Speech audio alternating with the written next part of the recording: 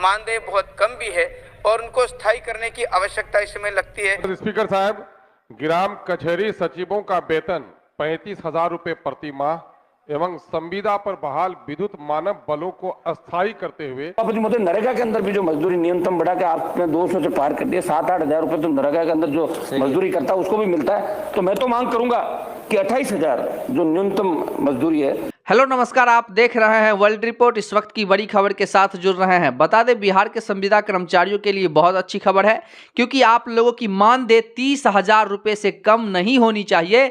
इसको लेकर के सरकार पे आरोप और प्रत्यारोप लगाए गए विधानसभा में। बता दें, जब से विधानसभा सत्र शुरू हुई है, एक ही मांग गूंज रही है कि संविदा कर्मचारियों को न्याय मिले। क्योंकि आपको बता दें कि जब सरकार, कोई भी सरकार हो, गठबंधन की सरकार हो या फिर एनडीए की सरकार हो, जब उनको सत्ता नहीं मिली हुई रहती है तो बहुत बड़े बड़े वादे करते हैं सत्ता से पहले।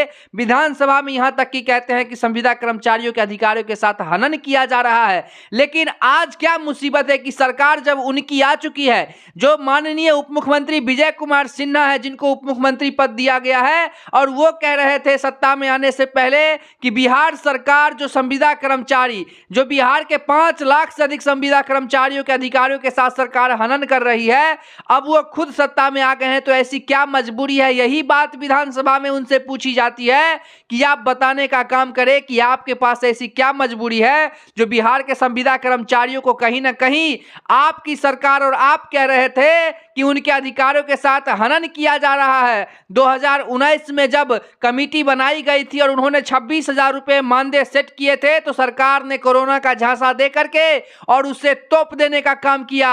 आज जब 2023 में कमेटी बनाई गई महागठबंधन सरकार की रहित में, तो फिर उस कमेटी का क्या हुआ बताने का कष्ट करें महोदय। जब सरकार में नहीं रहते हैं तो बड़े लंबे लंबे ज्ञान देते हैं कि संविदा कर्मचारियों को वो करेंगे, संविदा कर्मचारियों का वो करेंगे। संविदा कर्मचारी बेचारा कंफ्यूज है कि हम किसको वोट दे जो हमारे हितों में कुछ करेगा। लगातार आप लोगों की मांग जो मीडिया ट्रायल में चलाई जा रही है और सरकार कहीं ना कहीं आप लोगों के हितों से जो मुंह फोड़ने का कोशिश कर रही है, क्योंकि अभी के सामने में, अभी के जमाने में और अभी के समय में संविदा कर्मचारियों के मानदेय 30,000 रुपए से अगर कम है तो क्या वो अपने पेट पालेंगे, क्या बच्चों का पेट पालेंगे, क्या वो अपने मेडिकल सुविधाएं लेंगे, क्या कुछ करेंगे वो 30,000 रुपए अगर आज के समय में नहीं होती है। जो कि न्यूनतम मजदूरी कम से कम, जो सुप्रीम कोर्ट की न्यूनतम मजदूरी उन्होंने सेट किया है, सुप्रीम कोर्ट ने 21,317 रुपए। अब बिहार सरकार क्या न्यूनतम मजदूरी देगी? क्या अधिक काम के लिए उनको अल्प मानदेय देने का काम करेगी? बिहार सरकार को सोचना पड़ेगा कि उचित समय में, क्योंकि अभी की उचित समय में कम से कम संविदा कर्मचारियों की मानदेय 30,000 रुपए से अगर कम होती है तो सरकार के पास यह लज्जात्मक बात होगी कि बिहार के संविदा कर्मचारियों को अभी भी इतना मिलता है।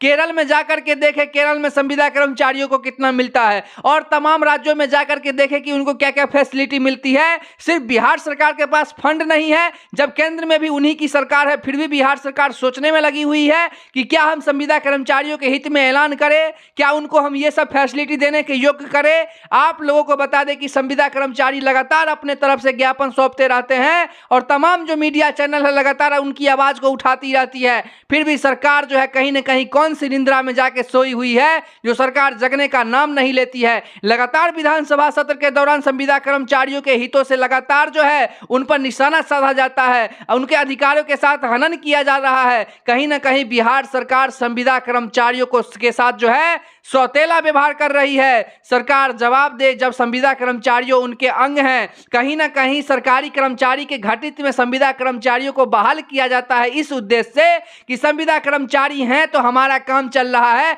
भाई, आप उसको सरकारी कर्मचारियों की सहूलियत नहीं दे सकते हैं? कम से कम जो उनका उचित मानदेय है आप तो उसको दे सकते हैं। क्या वो भी इंसान है और सरकारी कर्मचारी भी इंसान है? सरकारी कर्मचारियों को 60-70 हजार रुपए सैलरी होती है उसी के समकक्ष पद पर, और उनको मिलता है 10,000 रुपए, 15,000 रुपए। ये कहां से सही तक ठीक है? ये जवाब देने का काम करे विजय कुमार सिन्हा, जो उप मुख्यमंत्री है बिहार के, और लगातार जब सत्ता उनको नहीं मिली थी तो वो चीख चीख करके कह रहे थे कि संविदा कर्मचारियों के अधिकारियों के साथ जो बिहार सरकार हनन करती है, हमारी सरकार आएगी तो उनका रोकने का काम करेगी और उनको जो सही और उचित है वो उनको मिलेगा। आज आंगनबाड़ी सेविका, आशा फैसिलिटेटर लगातार धरना प्रदर्शन बिहार में कर रही है, स्ट्राइक कर रही है, और वही जब स्ट्राइक पिछले पिछले बार हुई थी और वाटर कैनन से उन पे हमला हुआ था, तो बिहार सरकार के जो पूर्व मंत्री थे उन्होंने कहा था कि हम ये जो लाठीचार्ज की व्यवस्थाएं की गई है बहुत ही घिनात्मक है, ऐसे है वैसे है। लेकिन सरकार को कहीं ना कहीं जब सत्ता मिल जाती है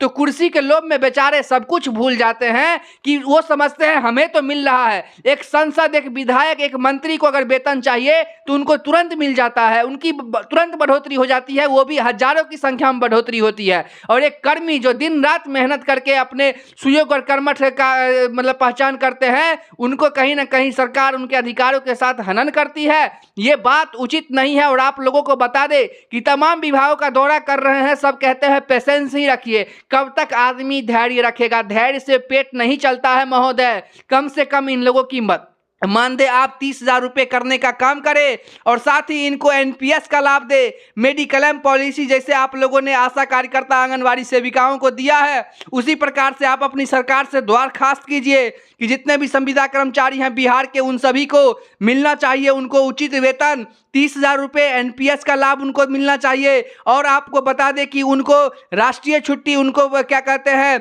और राष्ट्रीय छुट्टी के साथ साथ उनको जो मतलब साप्ताहिक छुट्टी है वो भी सरकार देने का काम करे। उनको सरकार तमाम उन चीज़ों से नवाजे जो एक सरकारी कर्मचारियों को मिलती है, क्योंकि वो उनका अधिकार है। लगातार आप लोगों के हितों से जो आवाज़ उठाई जा रही है कि आप लोगों को एक्सीडेंटल इंश्योरेंस, अनुकंपा, ईएसआई, ईपीएफओ सहित आप लोगों को वो तमाम फैसिलिटी सरकार देने का काम करे।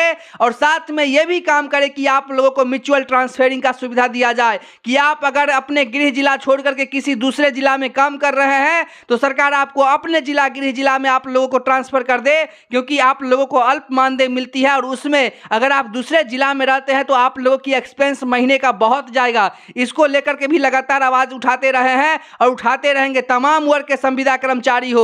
आप लोगों को बता दें कि आईसीटी इंस्ट्रक्टर की बहाली हुई थी, 2 महीने भी नहीं हुआ है और सरकार इनकी पैनल को रद्द कर सभी को कार्य मुक्त करना चाहती है। मैं पूछना चाहता हूं, जब कार्य मुक्त करना ही था तो उन लोगों की बहाली क्यों करवाई गई? एक तरफ सरकार बेरोजगारी मिटाने की बात करती है और दूसरे तरफ जो काम कर रहे हैं उसको बेरोजगार करना चाहती है। कहीं ना कहीं बिहार सरकार की बहुत बड़ी नाकामी जो है सामने आ रही है। अगर बिहार सरकार इस बार संविदा कर्मी को ठगती है तो संविदा कर्मी उनको अपनी ताकत दिखा देंगे कि किस तरह से ठगा जाता है। जब सत्ता की बारी आती है तो झूठे वादे करके और सत्ता में आ जाते हैं और फिर संविदा कर्मचारियों को भूल जाते हैं, उनको उन्हीं के हालत में छोड़ दिया जाता है। लगातार आप लोगों को बता दें कि सुप्रीम कोर्ट के आदेश के अनुसार आप लोगों को ग्रेचुएटी 1972 एक्ट के तहत आप लोगों को सभी को जो 5 सालों से अपने पद पर लगातार काम कर रहे हैं वैसे तमाम संविदा कर्मचारियों को ग्रेचुएटी का सरकार लाभ देने को लेकर के काम करे, क्योंकि सुप्रीम कोर्ट ने सभी राज्यों को यह आदेश दे दिया है कि जो भी संविदा कर्मचारी लगातार अपने पद पर काम कर रहे हैं उनको 5 सालों से जो काम कर रहे हैं उनको सरकार ये चीज का तोहफा देने का काम करे। तो लगातार हमारे साथ बने रहे, फिर मिलते हैं एक नई खबर में, तब तक के लिए देखते रहिए वर्ल्ड रिपोर्ट।